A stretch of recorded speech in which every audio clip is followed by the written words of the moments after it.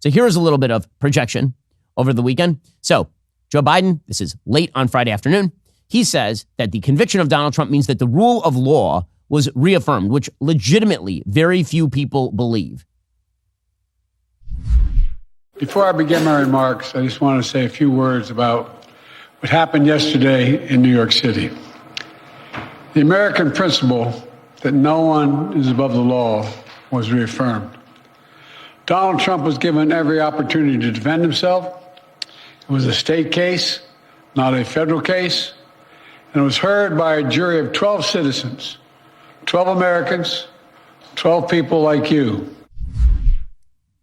Weird, because I feel like if this had been one of the media's favorite race cases, say a white police officer and a black pseudo-victim, and that if the officers had been let off the hook, then what we would get is lectures about how terrible the American justice system is, how it is disproportionately affecting a percentage of the population. That's what we would get from the equity crowd. But when it is his political opponent, the guy who is leading him in the swing state polls, then all of a sudden, the rule of law has worked perfectly. Weird. How strange. How strange. Here is Joe Biden continuing along these lines, saying that it is dangerous and irresponsible for Trump to say that the trial was rigged, even though, by the way, hush, it was rigged. It was rigged in every way it is possible to legally rig. Rigging has two different meanings. Rigging is like you bribe somebody. But there is also legal rigging, meaning nothing explicitly illegal happened, but the thing was rigged. And when you go to Manhattan to file these charges in a district where Donald Trump won maybe 7 votes in the entire district, that is a form of rigging. When the prosecutor in this particular case was swearing in 2021 that he was going after Donald Trump, that's rigging. When the judge gave money to a Stop Trump group and his daughter makes money off of Democratic activism, that is a form of rigging. All of this is a form of rigging. To pretend that that's not rigged it's totally insane. But here is, again, Joe Biden projecting. He says, how dare you say that it's rigged? How dare you say these systems are rigged? Meanwhile, he claims the entire Supreme Court is rigged. And it's reckless. It's dangerous. It's irresponsible for anyone to say this was rigged just because they don't like the verdict. Our justice system has endured for nearly 250 years. And it literally is the cornerstone of America, our justice system. The justice system should be respected, and we should never allow anyone to tear it down. The justice system should be respected. This man literally says in every stump speech now that even though the Supreme Court has told him that he is not allowed to relieve student loan debt, he does not have the executive authority to do that, he is ending around them. He says it in every single speech. Again, the reason this is upsetting is because no one likes to feel gaslit. The term gaslighting comes from an old movie called Gaslight with Ingrid Bergman, in which she plays a wife of Charles Boyer, and Charles Boyer is trying to drive her crazy. So every night he turns down the gaslight on the stairs, and she then tells him that the gaslight seems to be going down all the time. And it turns out that, of course, he is trying to drive her crazy. Okay, that's what's happening right here. Joe Biden and the rest of the media are trying to gaslight us. And you can feel it. It's maddening. It's insane. You're looking at the reality, and we all feel this way. You're looking at the reality, and you can see it. It's absolutely clear. And he's telling you that it's undermining democracy to even question the systems set up by Democrats for the benefit of Democrats, going after his chief political opponent and the threat to take him out of the White House.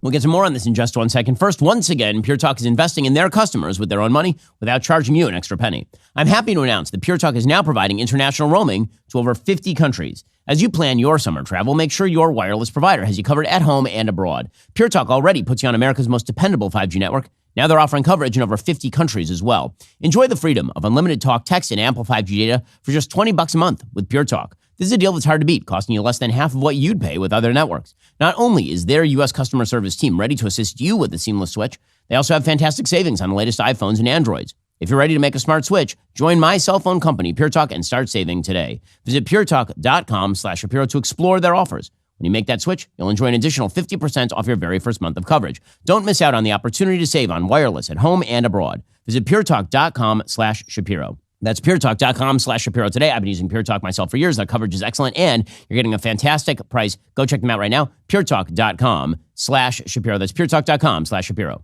Biden almost totally gave away the game at the very end of this press conference And he gets to hide behind the question as to whether he is senile or whether he is just vicious and malicious. So at the very end of this presser, he walks away and someone calls a question out to him about Donald Trump blaming him and blaming the Democratic Party for this conviction. And if you can't see the video, folks, it is worth subscribing so that you can watch the video, because this is some of the creepiest nonsense I've ever seen from a president of the United States. And he's a creepy old dude, is the current president of the United States. Donald Trump refers to himself as a political prisoner and blames you directly. What's your response to that, sir?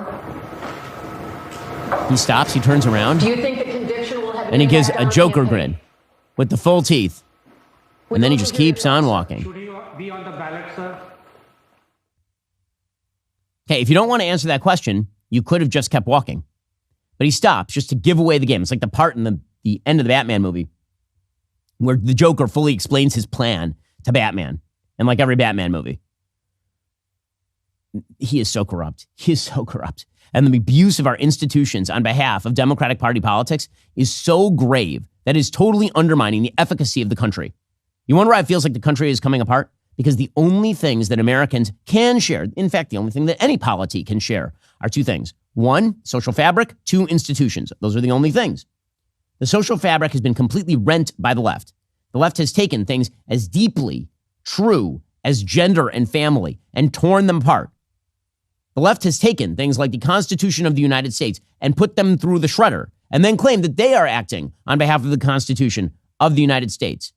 Joe Biden has, in his own presidency, trashed the institutions of the United States, abused them beyond the point of breaking. He used the Occupational Safety and Health Administration to try to cram down vaccines on 80 million Americans. And only because the company that we run over here, Daily Wire, sued the federal government along with others was that stopped by a Supreme Court. He is then delegitimized. And yet he's out there saying that Donald Trump is the threat to the Republic. Oh, there's a backlash coming, and it is brewing. And whether it comes in the form of Donald Trump or something way, way worse for the Republic is one of the big questions here. Donald Trump, frankly, his presidency would be excellent for the Republic at this point because something needs to happen to turn back the tide. Well, people feel that, which is why the Trump campaign apparently raised $53 million in the days following the guilty verdict. In the 24 hours, actually, $52.8 million in the 24 hours after Trump was convicted on the 34 felony counts. That is more than the Biden campaign raised the entire month.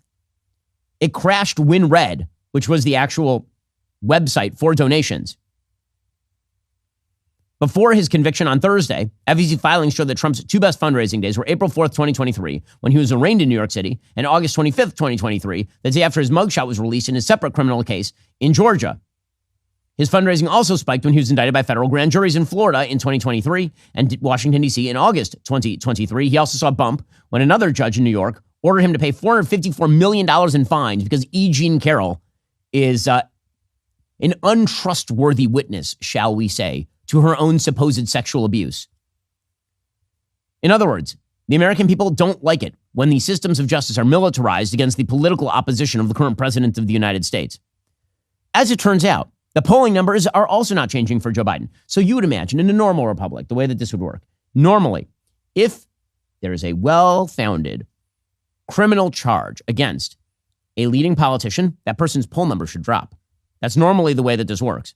If there is a well-founded, nonpartisan, serious political charge against a politician, usually the poll numbers start to tank. That's not happening with Donald Trump. In fact, according to CBS News, just over half the country thought Trump was guilty before the verdict. Now just over half think the jury reached the right verdict and the trial was fair. Republicans remain overwhelmingly of the belief Trump was treated unfairly. Echoing the former president's sentiments, those who say the verdict was wrong call the jury biased, say the evidence was insufficient, and the charges politically motivated. It turns out that hearing the jury's decision hasn't changed a lot of minds. And when you look at the poll numbers, what you see is that basically they were where they are right now. There have been 3 polls taken since the verdict came down. Those polls are from Morning Consult. They show Biden up 45-44, which is within margin of error. Forbes Harris X has Trump up 2, 51-49, again within margin of error. Reuters Ipsos has Biden up 2, 41-39, again within margin of error. In other words, there was no big spike for Joe Biden. It just didn't exist. because everybody basically already had this baked into the cake. There's a new INI TIPP poll that is also out today showing them tied at 41. Nothing has markedly changed in this election. And nothing is likely to markedly change because the reality is that we all know what we know about this. And every Democratic attempt to focus in on Trump's supposed criminality, every attempt to smear Trump with more mud is not going to have a lot of effect. Are you tired of the lies and the twist of the mainstream media talking points? Yeah, me too. Join me in my newest series, Fact, where I dismantle and bring truth to this tiring mainstream agenda.